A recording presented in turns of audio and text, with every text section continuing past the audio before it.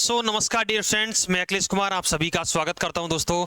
और आज की जो क्लास है बड़ी इंपॉर्टेंट होने वाली है। जैसा कि आप लोगों को विदित है, अगली वाली जो क्लासेज का जो बच्चे इंतजार करते हैं, वाकई में उन बच्चों को पढ़ने की जो ललक होती है, अपने माँ बाप से जो वो प्रेरणा लेते हैं कि बच्चे पढ़ें, आगे बढ़ें, कुछ करके दिखाएं, अपने माँ बाप के जो सपने होते हैं उनको पूरा करें हम लोग।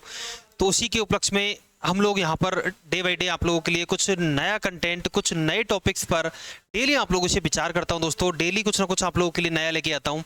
तो आज की जो क्लासेज है, अगर आपको अच्छी लगे तो दोस्तों लाइक शेयर कमेंट्स करना, अपने सभी दोस्तों को शेयर करना दोस्तों, ताकि उन बच्चों तक ये वीडियो जो है, ये जो कंटेंट है, ये बच्चों तक पहुंच सके, उनके परीक्षा में थोड़ी मदद हो सके दोस्तों। इसी के लिए हम लोग थोड़ा सा बच्चों के जो होता है रिक्वायरमेंट की, सर थोड़ी वीडियोज वगैरह मैं देख पाता हूँ कि काफ़ी जो कमेंट्स है बच्चों की आती हैं, कभी इस टॉपिक को लेकर तो कभी इस टॉपिक को लेकर, अलग अलग टॉपिक्स पर बच्चों के कमेंट्स आते हैं कि सर इस टॉपिक को क्लियर करवाया जाए। तो मैं अगली वाली क्लासेज में यही सोचता हूँ कि पहले बच्चों को पढ़ाने वाले जो डाउट्स वगैरह हैं, या उनकी जो रिक्वायरमेंट है कि सर हमें ये टॉपिक्स अच्छे से समझ में नहीं आता, या इसका हमारा जो वीक पॉइंट है उसको क्लियर करवाया जाए, तो उन टॉपिकों को मैं मद्देनजर रखता हूं दोस्तों। उसी के अकॉर्डिंग आप लोगों के लिए थोड़ी थोड़ी चीज़ें मैं अपडेट करता हूं। चलिए, तो बिना किसी देरी के हम लोग अपनी क्लास को स्टार्ट करते हैं। तो आप सभी रेडी हो?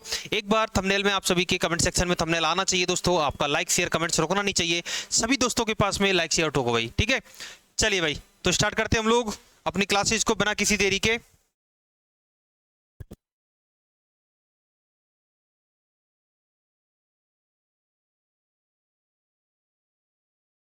चलिए भाई, स्टार्ट करते हैं। तो आज की जो क्लासेज है, आज की जो सभा है हमारी होने वाली है, उसको हम लोग स्टार्ट करने के लिए तैयार हैं दोस्तों, ठीक है? चलिए, तो आज जो हमारा कंटेंट है उस पर हम लोग बात करेंगे, और अपनी जो क्लासेज हैं उसको रेगुलर रखेंगे हम लोग, ठीक है? चलिए, आज का हेडिंग डालना, अचर गुणांकों वाले रैखिक अवकल समीकरण। हेडिंग डालना भाई,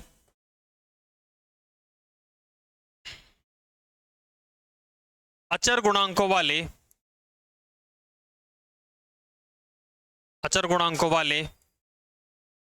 रैखिक अवकल समीकरण। रैखिक अवकल समीकरण, इसे कहते हैं हम लोग linear differential equation. Linear differential equation with constant coefficient.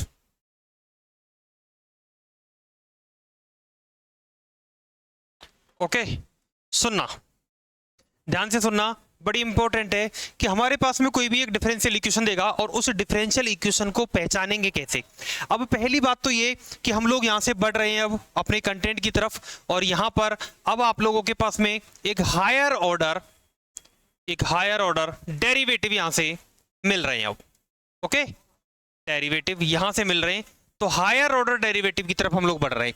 मतलब कुल मिलाकर मैं आपसे एक छोटी सी बात कहना चाह रहा हूं, आप लोग उसको समझना, थोड़ा आप लोग उस पर थोड़ा मंथन करना, विचार करना कि अगर यदि कोई n कोटि की समीकरण हो, लेकिन उसमें जो मेरे पास में जो घात है, या मैं कहूँ कि एक रैखिक अवकल समीकरण जो लीनियर डिफरेंशियल इक्वेशन है वो n कोटि की हो, तो कैसी होनी चाहिए, किस तरीके से उसको रिप्रेजेंट किया जाएगा, ठीक है? तो ये देखो, मैं यहाँ पर एक n कोटि का डिफरेंशियल इक्वेशन ले रहा हूँ, यानी कि मैंने लिया P0 dn by over dxn and plus P1 dn minus 1 by upon dxn minus 1, और इस तरीके से कम होता हुआ जा रहा है, और ये लास्ट में Pn बाई बराबर Qx, इस तरीके से जा रहा है। ओके, और इसे मैं दे रहा हूं समीकरण नंबर 1 नाम। ये मुझे दिख रहा है, यह है n कोटि की, यह है n कोटि की रैखिक अवकल समीकरण है। कौन सी समीकरण है भाई? रैखिक अवकल समीकरण है।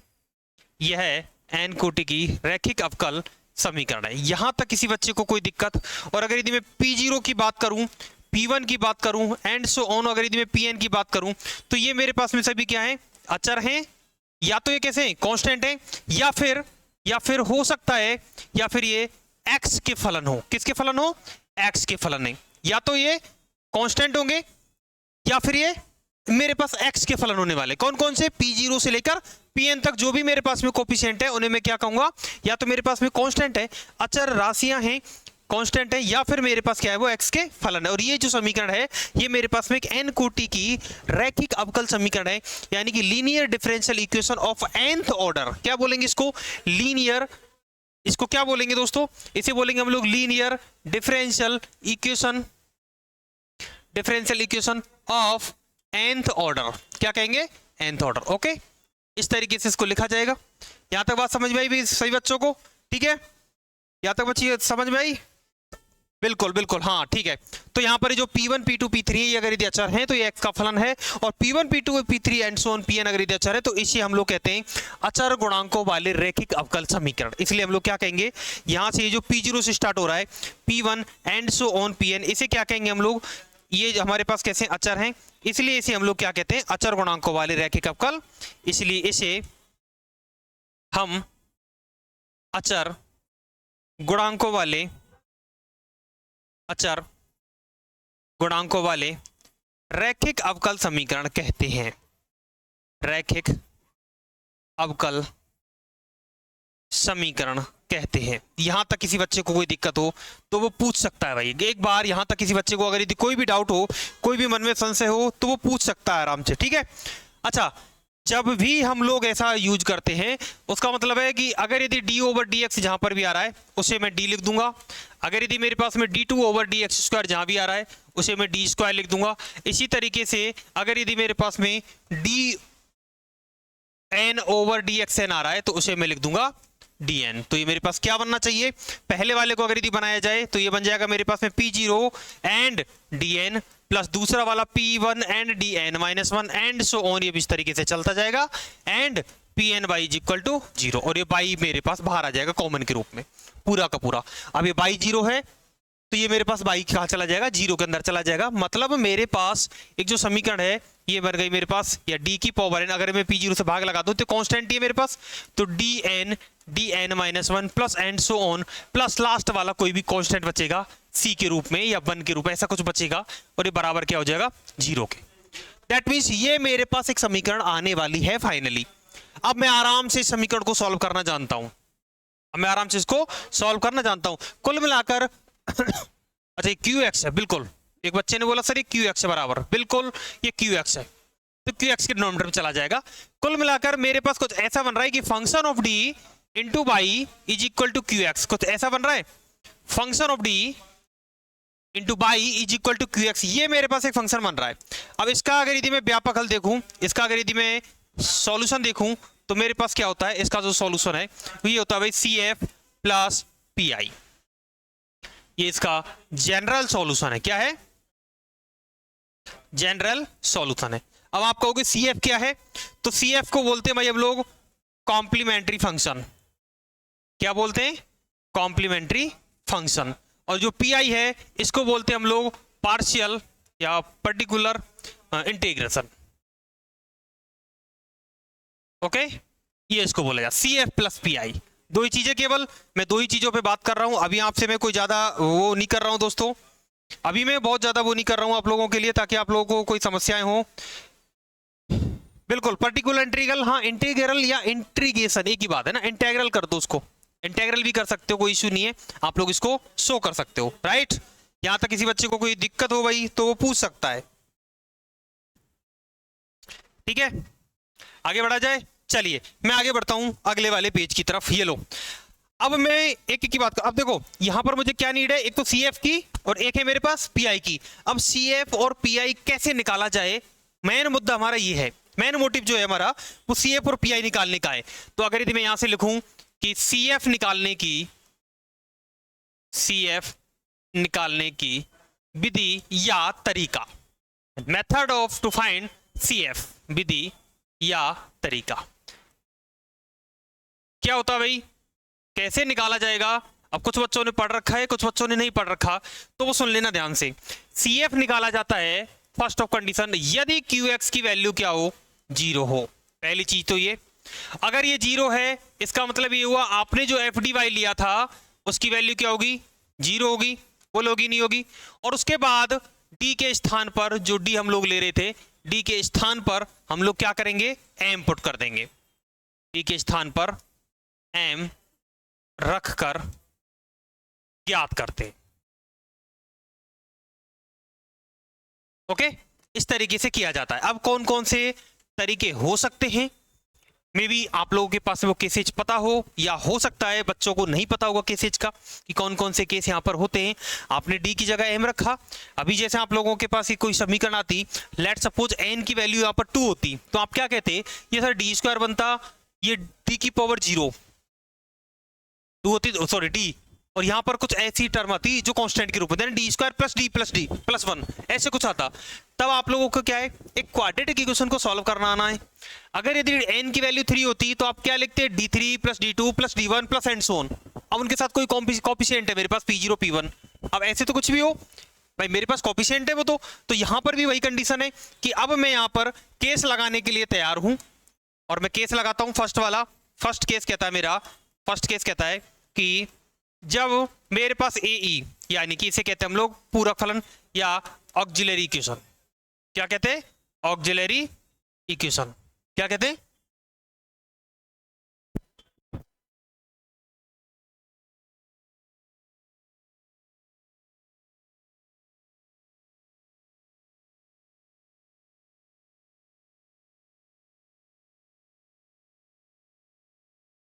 तो ये कौन सा रहा भाई मेरे पास, ऑक्सिलरी इक्वेशन, यानी कि AE का बनना।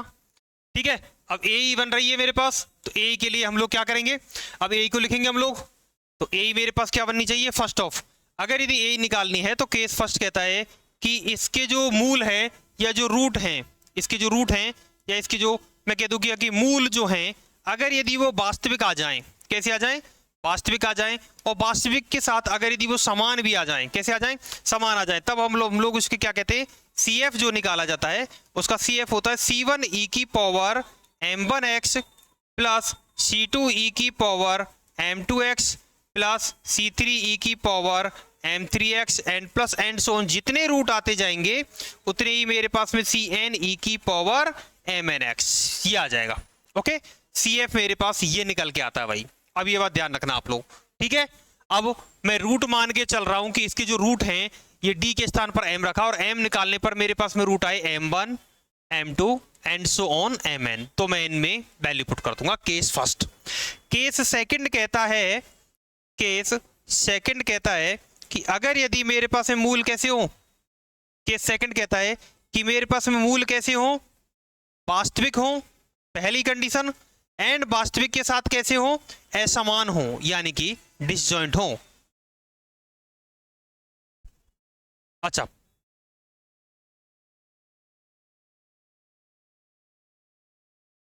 समान हो, यहां पर है समान, अलग अलग थे ना ये वाले। अगर समान है तो कौन से रूट होंगे, मे बी मेरे पास में m1 बराबर m2 बराबर m3 आ गया, ओके, और ये m4 बराबर m5 आ गया लेट सपोज, और मेरे पास m6, ऐसे कुछ आ गए अलग अलग रूट। तो मेरे पास CF क्या बनना चाहिए, CF बनेगा मेरे पास, अब CF बना के बताओ, पहला C1 plus C2x plus C3x square, ये तो एक जैसे हैं, इंटू e की पावर m1x। m1 m2 और m3 दोनों के दोनों सेम हैं, तो मैं इसको m1 लिख दूं, चाहे m2 लिख दूं, चाहे m3 लिख दूं, तीनों तीनों एक ही थे मेरे पास, ये रहे। m4 और m5 सेम है, मतलब मेरे पास में C4 प्लस C5x ये दोनों सेम है, एंड e की पावर m4x, एंड प्लस अगला वाला मेरे पास में C6 इंटू e की पावर m6x, ये रहा। ये मेरे पास में क्या बन जाता है, इसका एक CF बन जाता है। अब देख लो आप लोग, इस तरीके से हम लोग क्या करते हैं, CF को फाइंड करते हैं। एक बार देख लीजिए आप लोग, इस तरीके से हम लोग इसमें CF को फाइंड करेंगे। यदि रूट मेरे पास वास्तविक हो, समान हो, असमान हो, तब कंडीशन, और अगर यदि रूट मेरे पास में काल्पनिक आ गए तब क्या होता है। चलिए अगले की तरफ बढ़ता हूं मैं। Case number third, case third कहता है यदि इफ द रूट इज अधिकल्पित, कैसे हो, अधिकल्पित हो, अर्थात एक कॉम्प्लेक्स नंबर के रूप में हो, यानी कि अल्फा प्लस आयोटा बीटा अगर यदि आ जाए, कोई रूट हो सकता है इस तरीके से आ रहे हो, तो आपके पास में CF क्या निकलेगा, CF बराबर निकलता है e की power alpha x into C1 cos beta x and plus C2 sign beta x and iota. ये लो, ठीक है, इस तरीके से निकाला जाएगा। बात आई समझ में? एक ब्रैकेट में एक में लिख दो, चाहे नहीं लिखो तो कोई दिक्कत नहीं है, आप लोग इसको अलग भी लिख सकते हो।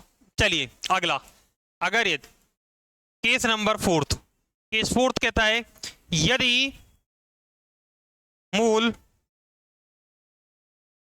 अधिकल्पित हो और समान भी हो, या तो कैसा है, असमान है, ये कैसा है, दूसरा वाला दूसरा आएगा तो उसके अकॉर्डिंग बनेगा, यानी कि रियल तो ई की पावर एक्स में गया, ई की पावर एक्स क्योंकि अल्फा गया, और जो मेरे पास में इमेजिनरी था वो मेरे पास में cos beta and sign beta वहां पे चला गया।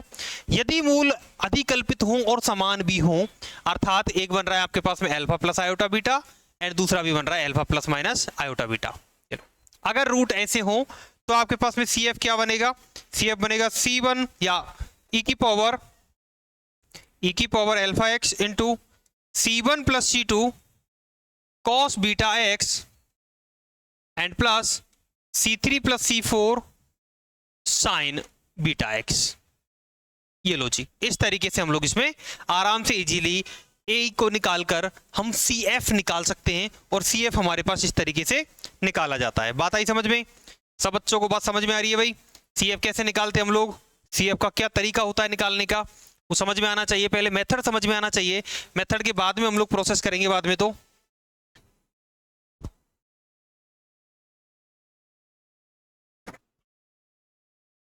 क्लियर है?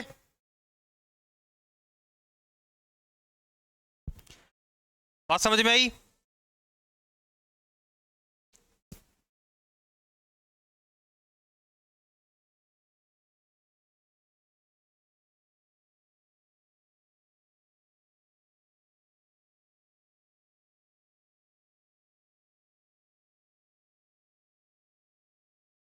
चलिए आगे बढ़ते हैं हम लोग, आगे आ जाओ अगले पेज पर। अब मैं कुछ क्वेश्चंस ले रहा हूं ताकि आप लोगों के डाउट्स क्लियर हो जाएंगे, ठीक है? मैं क्वेश्चन ले रहा हूं, ये लीजिए क्वेश्चन नंबर 1। क्वेश्चन नंबर 1 क्या है? फर्स्ट क्वेश्चन कह रहा है कि अगर यदि आपके पास में ऐसा हो d2x over dt2 minus 3dx over dt। अब ऐसा मत सोचना भाई ये t टाइम्स डेरिवेटिव है, ये भाई मेरे पास में 2x is equal to 0। Call to this equation number 1। सुनना ध्यान से, अब ये समीकरण है, सबसे पहली चीज देखना क्या है मुझे यहाँ पर कि qx की वैल्यू 0 है। सॉल्यूशन के अंदर पहले मैं ये देख पा रहा हूं कि मेरे पास जो qx है वो बराबर 0 है, एंड दूसरी चीज मेरे पास में ये fx या fx के रूप में तो है, fx बराबर किसके है, qx के, और qx किसके, 0 के बराबर है। और अगर यदि मैं इसको ऐसे लिख दूं d2 minus 3d plus 2 into X, X common ले लिया बराबर 0, that means d replace to m, d replace to m। तो मेरे पास क्या बनना चाहिए, m square minus 3d minus 3m plus 2 is equal to 0, कुछ ऐसा। ये क्या है, ऑक्सिलरी इक्वेशन। ओके, m की रूट निकालता हूं, m की रूट कौन कौन से निकलनी चाहिए, एक m1 निकलना चाहिए जिसकी वैल्यू 1 आ रही है, और एक m2 निकलना चाहिए जिसकी वैल्यू 2 आ रही है। तो CF क्या बनेगा, CF बना के देखा आप लोगों ने, तो CF क्या बनेगा, C। अब दोनों रूट अलग अलग है, अगर रूट अलग अलग हो तो ये रहा, वास्तविक हो, वास्तविक भी है, 1 और 2 कैसी राशियां हैं, रियल राशियां हैं, वास्तविक राशियां तो वास्तविक और असमान है। तो मेरे पास C1 e की power m1x plus C2 e की पावर m2x। अब चूंकि दो ही रूट है तो C1 e की power x plus C2 e की पावर 2x, कुछ ऐसी बननी चाहिए मेरे पास CF। ये रहा मेरे पास में CF। बोलो कोई दिक्कत किसी बच्चे को? ये लीजिए अगला क्वेश्चन ले लेता हूं। नेक्स्ट क्वेश्चन कह रहा है कि d4 y upon dx4 plus m4 y is equal to 0। सुनो ध्यान से, क्या करेंगे, सबसे पहला काम क्या है कि मैं इसमें m रख दूं, पहले ऑक्सिलरी तो बना लूं। तो ये क्या है मेरे पास में, d4 plus m4 into y is equal to 0। और अगर यदि मैंने इसको ऑक्सिलरी इक्वेशन बना लिया, एक सहायक समीकरण बना ली, तो ये मेरे पास बन गया m4 प्लस m4, या कैपिटल M ले लो इसको ताकि गड़बड़ी ना हो, बराबर 0, कुछ ऐसा ये बनेगा। ठीक है, कैपिटल M4 ले लो। अच्छा, m square plus M square कैसे लिख दूं इसको, A square plus B square ऐसे लिख दूं इसको, capital M square plus iota M square into capital M square minus iota M square ऐसे लिख सकते हैं। कोई दिक्कत है किसी बच्चे को, कोई दिक्कत है किसी बच्चे को? एन बराबर 0 चेक कर लो दोनों के, A square A into A M की power 4 minus M square into M square M की पावर 4 और आयोटा इंटू आयोटा -1 और माइनस मैंने एक ले रखा है पहले ही तो मेरे पास +4 हो गया। मतलब मेरे पास m के यहाँ से भी रूट निकलेंगे और m के यहाँ से भी रूट निकलेंगे। m के दो रूट इससे आएंगे, दो रूट इससे आएंगे, तो ये कैपिटल M बराबर इससे निकालोगे आप लोग तो इसको उधर भेजो, माइनस का आयोटा m स्क्वायर और अंडर रूट के अंदर जाएगा तो प्लस माइनस का m रूट आयोटा। दूसरे वाला निकालो, m बराबर प्लस माइनस का m रूट माइनस आयोटा। कोई दिक्कत है किसी बच्चे को? ये उधर गया तो माइनस का, ये इधर गया तो प्लस का, यानी m के दो रूट बन गए मेरे पास। ये कौन सा है? काल्पनिक। ये कौन सा है? काल्पनिक। अब दो काल्पनिक हो तो CF में निकालना आराम से जानता हूं। CF बराबर क्या होता है मेरे पास? CF बराबर e की power m x upon √2। Check कर लो, अल्फा बराबर दिस एंड बीटा बराबर दिस। चेक कर लो एक बार, गड़बड़ी मत करना कहीं पर भी। अगर किसी बच्चे को डाउट हो तो बता देना, नहीं तो इसको ऐसा कर लो, अगर तुम पूरा ही सॉल्व करना चाहते हो तो पूरा भी सॉल्व कर सकते हो कि 1 प्लस आयोटा का होल स्क्वायर बराबर होता है 1 - 1 + 2 आयोटा, ऐसा कुछ, और 1 माइनस आयोटा का स्क्वायर होता है -2 आयोटा, कुछ ऐसा। स्क्वायर ओपन कर लो, 1 - 1 + 1 0 और रूट आयोटा बराबर बन जाएगा, अगर मैं अंडर रूट इधर भेज दूं 2 को नीचे भेज दूं तो 1 प्लस आयोटा अपॉन √2 और यहां से रूट माइनस आयोटा का मतलब हो गया 1 माइनस आयोटा अपॉन √2, ऐसा कुछ। And iota and minus iota तो CF बराबर बन गया आपके, या कैपिटल M बराबर बना लो, कैपिटल M बराबर क्या बन गया? कैपिटल M बराबर बना plus minus m/√2 and 1 plus iota. Check कर रहे हो, plus minus m iota, m root iota. यहां जाओ, कैपिटल M बराबर प्लस माइनस स्मॉल m तो ऐसे ही माइनस रूट आयोटा की जगह 1 माइनस आयोटा अपॉन 2। कोई दिक्कत है किसी बच्चे को?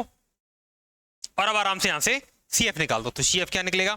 दो मान समान है तो CF e की पावर, अब ये रही m/√2 real number, m/√2 into x real number into ये दोनों सेम है, एक सेम है तो क्या बनेगा? C1 cos m/√2x and plus D1 and plus दूसरा वाला ये रहा प्लस e की power minus m/√2x into C2 cos m/√2 plus D2।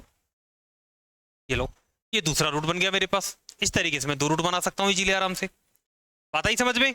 एक बार ऑब्जर्व करो क्वेश्चंस को, क्या कह रहा है, क्या आपसे डिमांड कर रहा है क्वेश्चन, उसके अकॉर्डिंग फिर हम लोग इसका सॉल्यूशन दें, ताकि क्वेश्चंस को पहचानो।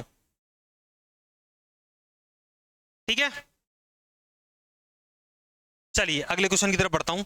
अगला क्वेश्चन, एक क्वेश्चन और लेते हैं ताकि थोड़ा सा और क्लियर हो जाए। ये लो नेक्स्ट क्वेश्चन, ये कह रहा है कि d³ - 6 d2y dx² plus 11 dy/dx -6 is equal to 0, -6y is equal to 0। सुनो क्या करेंगे सबसे पहले, सबसे पहला काम है d³ - 6d² and plus 11d minus का 6 इंटू y बराबर 0। डी रखा, और डी रखने के बाद ऑक्सिलरी इक्वेशन बनाना। ऑक्सिलरी इक्वेशन कैसे बनाते हैं? d रिप्लेस टू m, तो आपके पास क्या बनेगा? m³ - 6m² plus 11m minus 6 is equal to 0। That means m के रूट आ गए। अभी एक मेरे पास में त्रिघात समीकरण है, और त्रिघात समीकरण का मतलब है कि मेरे पास में इसके रूट भी कितने होने चाहिए? 3 ही रूट होने चाहिए। अब आपके पास 3 रूट होने चाहिए। अगर यदि 3 रूट आप लोग निकाल पा रहे हो तब तो ठीक है, नहीं निकाल पा रहे तो इसमें एक बार फुट करके देख लो। m बराबर 1 रख लो, -1 रख लो, 2 रख लो, -2 रख लो, 3 रख लो, -3 रख लो। ऐसे चेक करोगे तो आप लोगों ने यहाँ पर m के रूट निकाले और m के रूट आ गए आपके पास में m बराबर 1 2 3। कैसे रूट आए? एक तो ये रियल आ रहे हैं, दूसरी बात डिसजॉइंट है, ऐसे कुछ आ रहे हैं। दैट मीन्स आपके पास जो CF है वो कौन सा बनना चाहिए बताओ? अब डिसजॉइंट वाले पे क्या बनाते थे? C1 e की पावर x प्लस C2 ई की पावर 2x प्लस C3 की पावर 3x, यही तो बनेगा। ये लो, ये मेरे पास CF हो गया आराम से इजीली। मैं इस तरीके से CF निकाल सकता हूं, ठीक है। चलिए और करा देता हूं, एक क्वेश्चन और ले लीजिए। ये कह रहा है कि D cube Y over D X square minus D two Y over D X square minus D Y over D X and plus Y is equal to 0। अब Q X is equal to 0 मतलब C F निकलने के लिए तैयार है। अब C F निकलने के लिए तैयार है तो मैं इसमें डी पुट कर सकता हूं, यानी कि D cube minus D square minus D plus 1 into Y is equal to 0, कुछ ऐसा। और अगर यदि मैं ऑक्सिलरी इक्वेशन बनाऊंगा तो मेरे पास क्या बनना चाहिए, डी रिप्लेस टू एम, यानी कि M cube minus M square minus M plus 1 into Y is equal to 0। That means M के रूट निकालना, और एम के मैंने यहाँ पर रूट निकाले 1 1 माइनस। दो रूट सेम है, एक रूट अलग है। दो रूट कैसे हैं, सेम, और एक रूट कैसा अलग।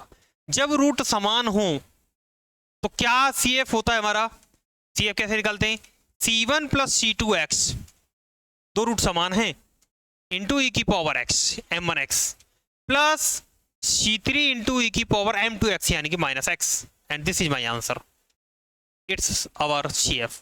इस तरीके से हम लोग यहाँ पर CF निकाल सकते हैं। आसान है बिल्कुल, शॉर्ट एंड स्वीट, बिल्कुल आरामदायक क्वेश्चन है, बिल्कुल कोई दिक्कत ही नहीं है किसी बच्चे को। बात आ रही समझ में।